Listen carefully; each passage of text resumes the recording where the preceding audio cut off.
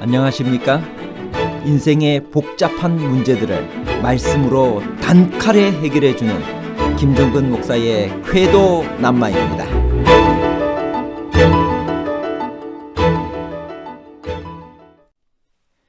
베드로가 편지를 써보낸 지역은 어디인가요? 그리고 그 나그네들이란 누구를 말하는 것인가요?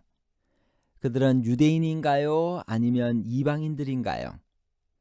베드로가 편지를 써보낸 소아시아 지방에 있는 로마의 6주의 수신자는 유대인 그리스도인만인가요? 아니면 이방인들에게 쓴 구절들도 있나요? 유대인 그리스도인만과 이방인도에 관한 복잡한 문제를 하나님 말씀의 가르침으로 명쾌하게 해결해 드리겠습니다. 서신의 내용을 이해하려면 먼저 저자에 대해 알아야 합니다. 저자인 베드로는 어떤 사람인가요? 베드로전서 1장 1절 예수 그리스도의 사도 베드로는 본도, 갈라디아, 갑바도기아, 아시아와 비두니아에 흩어진 나그네. 이 편지서는 베드로란 사람이 저자로 되어 있습니다. 베드로가 아니라 다른 어떤 사람이 이 편지를 기록했다고 가르치는 여러 가지 이론이 실제로 제시되어 왔습니다. 그 가운데 가장 흔히 제시되는 이름은 실루아노입니다. 베드로의 저술임을 거절하는 이유들은 다음과 같습니다. 베드로와 같은 제한된 교육적 배경을 가진 사람에게 비추어 이 편지서의 헬라어는 너무나 유창하고 우아하다. 둘째, 이 편지서의 신학은 베드로의 신학보다는 바울의 그것을 더 많이 닮았다. 셋째, 베드로처럼 그리스도와 개인적으로 친밀했던 사람이 그리스도의 생애에서 일어난 사건들에 관하여 거의 언급하지 않은 것은 이상한 일이다. 넷째, 증명될 수 없는 가정이긴 하지만 베드로는 소아시아의 교회들과 관계를 갖고 있지 않았다. 그러나 이러한 거절 이유들 중에 어느 하나도 결정적인 것은 되지 못합니다. 우선 헬라어가 유창하고 우아하다는 사실은 필경 베드로의 서기로 봉사했던 실루아노가 이 편지서에 쓰인 헬라어의 격조를 높였기 때문일 것입니다. 다음으로 어휘와 표현의 사용법에서 이 편지서는 베드로의 설교들 및 그의 개인적 특성들과 형태상으로 일반적인 유사성이 있음을 볼 수 있습니다. 세 번째 거절 이유는 우리가 생각하기를 베드로가 썼더라면 어떤 내용을 어떻게 썼을 것이라고 상상하는 지레 짐작에 근거했기 때문에 겉으로는 그럴듯하게 보이나 실상은 꼭 그렇지 않습니다. 네 번째 거절 이유는 이미 앞에서도 말한 대로 단순히 하나의 가정입니다. 우리는 이 편지서의 저자가 베드로임을 확실한 사실로 받아들입니다. 베드로전서의 수신자들은 어디에 사는 성도들인가요? 베드로전서 1장 1절 예수 그리스도의 사도 베드로는 본도, 갈라디아, 갑바도기아, 아시아와 비두아에 흩어진 나그네. 베드로가 언급한 위의 지명들은 모두 소아시아의 지방, 즉 지금의 터키 지방에 있는 로마의 주 이름입니다. 본도는 소아시아의 북서쪽에 위치하고 비두니아는 흑해 쪽이며 아시아는 유명한 에베소가 속해 있는 주로서 서쪽에 있고 갈라디아는 중앙, 갑바도기아는 동쪽에 위치해 있습니다.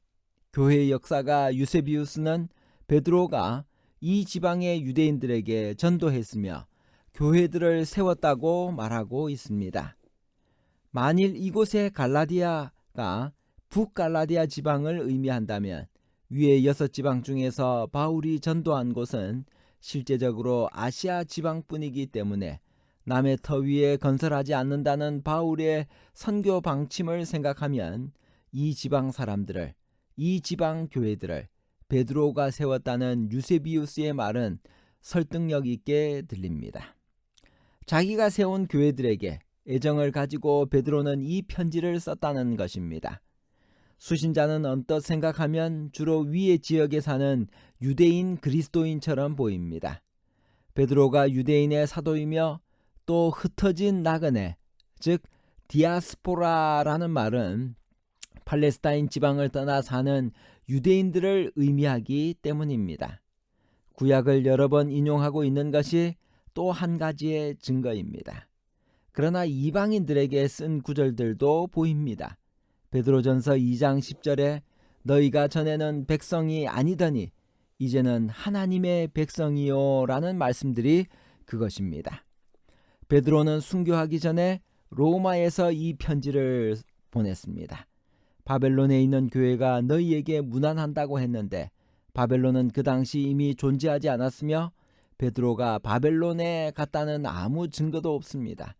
베드로는 말년에 로마에 있었고 그 당시 그리스도인 사이에 로마의 별명이 바벨론이었기 때문에 베드로가 로마에서 이 편지를 써서 소아시아의 성도들에게 보냈다고 보는 것이 옳습니다.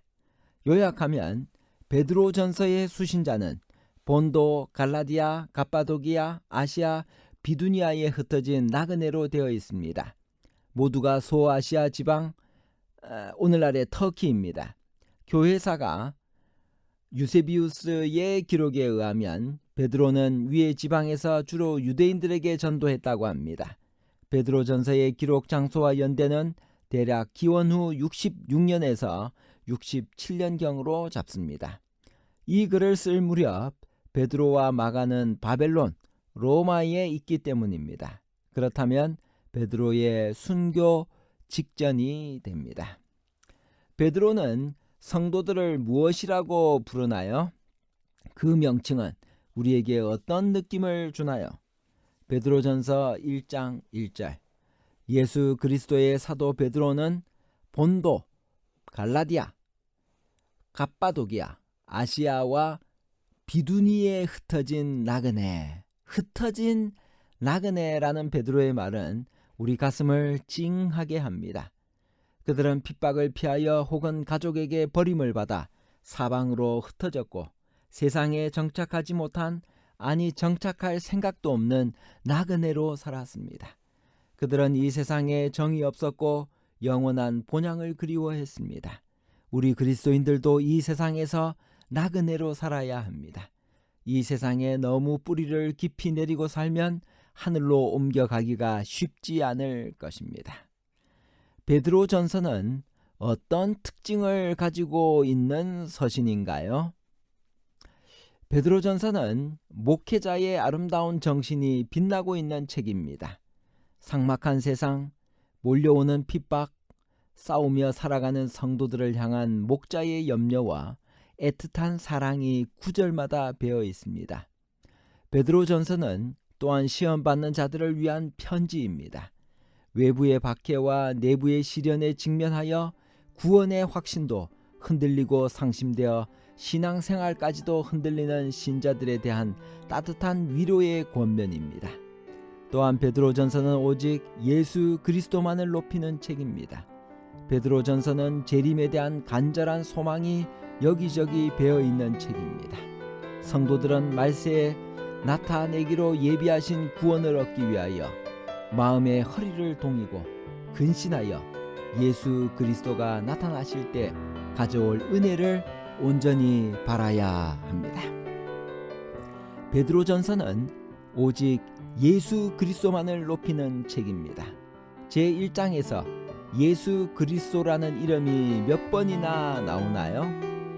베드로전서 1장 1절 예수 그리스도의 사도 베드로는, 베드로전서 1장 2절 곧 하나님 아버지의 미리 아심을 따라 성령이 거룩하게 하심으로 순종함과 예수 그리스도의 피뿌림을 얻기 위하여, 1장 3절 우리 주 예수 그리스도의 아버지 하나님을 찬송하리로다. 1장 7절 너희 믿음의 확실함은 불로 연단하여도 없어질 금보다 더 귀하여 예수 그리스도께서 나타나실 때. 베드로전서 1장 13절 그러므로 너희 마음의 허리를 동이고 근신하여 예수 그리스도께서 나타나실 때. 베드로전서 1장에서 예수 그리스도라는 이름이 5번이나 나옵니다. 결론입니다. 첫째, 베드로전서 서론 부분에 나오는 6지방은 지금의 소아시아 지방에 있는 로마의 6주를 말하며 베드로가 전도하여 교회를 세운 곳입니다. 둘째, 베드로는 그의 말년에 로마에서 사랑하는 소아시아 지방의 교인들에게 이 편지를 써 보냈습니다. 셋째, 구원받은 사람의 삶은 마음의 허리를 동이고 근신해야 하며 주시는 은혜를 온전히 바라보아야 하고 사욕을 본받지 말고 모든 행실에 거룩한 자가 되어야 합니다. 감사합니다.